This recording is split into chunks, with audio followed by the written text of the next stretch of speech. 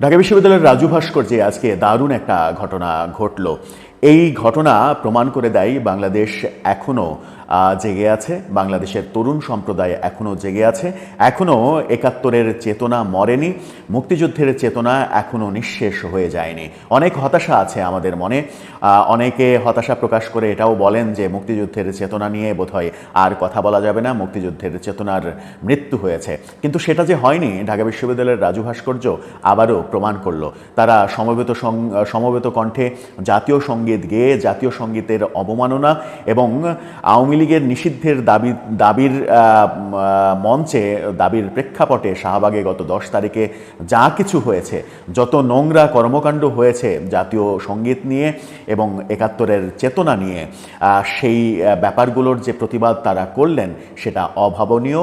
এবং মজার ব্যাপার হচ্ছে যে এই প্রতিবাদে ওই আওয়ামী লীগের নিষিদ্ধ চাওয়া হাসনাত আবদুল্লাদের কাউকে পাওয়া যায়নি, কারো দেখাও পাওয়া যায়নি। এটা নিয়েও সামাজিক যোগাযোগ মাধ্যমে লেখালেখি হয়েছে। তাহলে কি তারা একাত্তরের চেতনা বিরোধী কর্মকাণ্ডেই থাকবেন? একাত্তরের চেতনার কর্মকাণ্ড যখন আসবে তখন নিজেদেরকে সামিল করবেন না? এই প্রশ্নও সামনে এসে যাচ্ছে। কি হলো আজকে রাজু ভাস্কর্যে, কোন প্রেক্ষাপটে হলো, সেই আলোচনাটাই করবে এই ভিডিওতে। আজকে ঢাকা বিশ্ববিদ্যালয়ের রাজু ভাস্কর্যে ঢাকা বিশ্ববিদ্যালয় সহ অন্যান্য বিশ্ববিদ্যালয়ের শিক্ষা প্রতিষ্ঠানের তরুণ তরুণীরা মিলে অসাধারণ একটা উদ্যোগ নিলেন।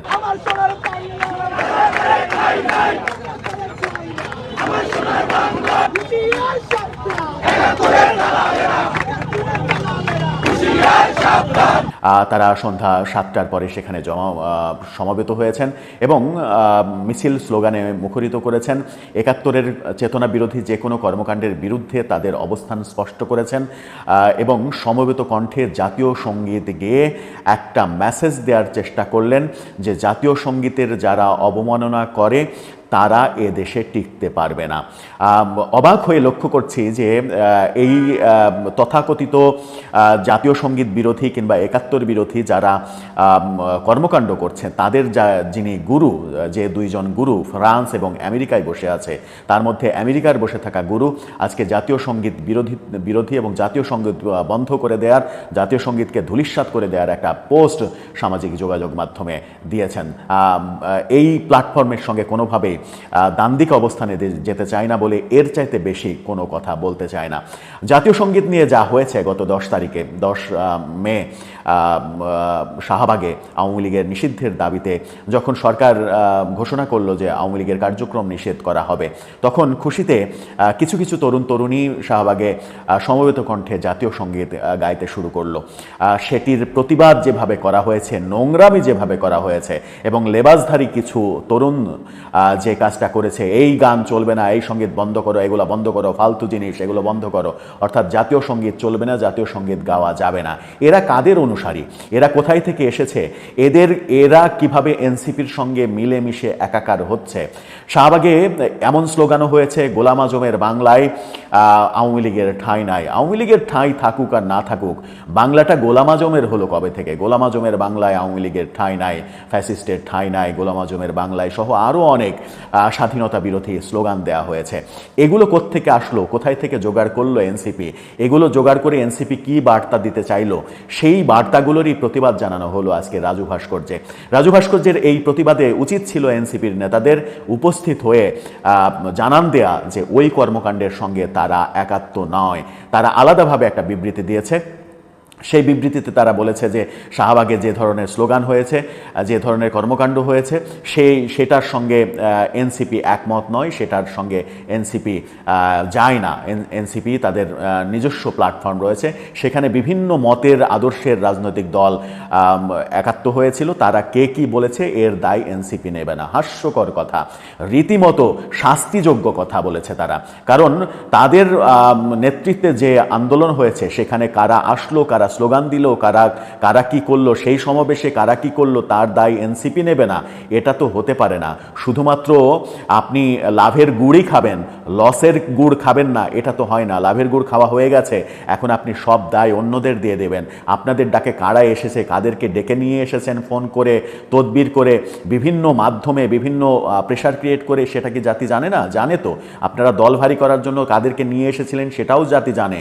সেখানে যে সকল পতাকা দেখা দেখা গেছে সেই সকল পতাকা আন্তর্জাতিকভাবে কারা ব্যবহার করে সেগুলোও তো জাতি জানে। তো তাদেরকে আপনারা সমবেত করবেন, ৭১ বিরোধী কর্মকাণ্ড হবে আর তার দায় আপনারা নেবেন না, এটা তো হতে পারে না।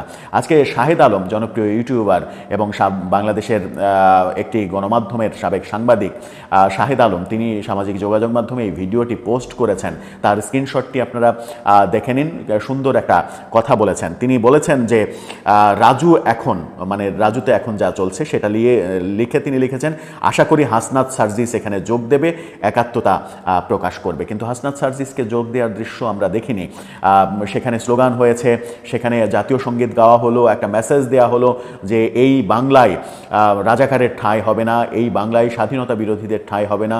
কিন্তু স্বাধীনতা বিরোধী রাজাকার এবং তার দোসরদের নিয়ে এনসিপি আসলে কী বার্তা দিতে চাইলো? তার বিবৃতিতে বলল যে এইগুলো আমাদের দায় নয়, কিন্তু আজকে রাজু ভাস্কর্যে উপস্থিত হয়ে তারা তো জানান দিতে পারতো যে আমরা মুক্তিযুদ্ধের চেতনায় একাত্ম আছি, মুক্তিযুদ্ধের চেতনায় আমাদের মূল চেতনা। সেটা তো তারা বলেনি। তারা মুক্তিযুদ্ধকে বাইপাস করে মুক্তিযুদ্ধের চাইতেও বড় কিছু হিসেবে উপস্থাপন করতে চায় ২৪-এর আন্দোলনটাকে। সেটা কি কোনোভাবেই সম্ভব?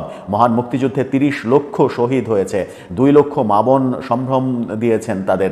সেই যে ত্যাগ, সেই ত্যাগের সঙ্গে আর কোনো কিছুর কি তুলনা চলে? আর কোনো কিছুকে সেই ত্যাগের চাইতে বড় কিছু হিসেবে উপস্থাপন করতে চাইলে কি জাতি সেটা মেনে নেবে? মেনে নেবে না। বরং অপবাদের দায় চলে যাবে নিজেদের কাঁধে। সেই দায় স্বাধীনতা বিরোধীর দায়, সেই দায় নিশ্চয়ই আজকের তরুণ প্রজন্ম নিতে চাইবে না। আমার মনে হয় যে হাসনাত সার্জিস যারা এখনও সচেতন হচ্ছেন না, তাদের অগোচরেই তাদেরকে ঘিরে ধরছে কারা, এই ব্যাপারে তাদের এখনই সচেতন হওয়া উচিত। কারণ সত্যি সত্যি এই ৭১-এর বাংলায় রাজাকারের ঠাঁই নাই। যে স্লোগান ১০ মে ৯ মে শোনা গেছে শাহবাগে, সেই স্লোগানের অস্তিত্ব বাংলাদেশে নেই। যতই আপনি যত কিছু উদ্ধার করে ফেলুন না কেন, ৭১ বিরোধী কোনো কর্মকাণ্ড বাংলাদেশের মানুষ মেনে নেবে না। দর্শক, আপনার মতামত জানিয়ে লিখতে পারেন আমাদের কমেন্ট বক্সে।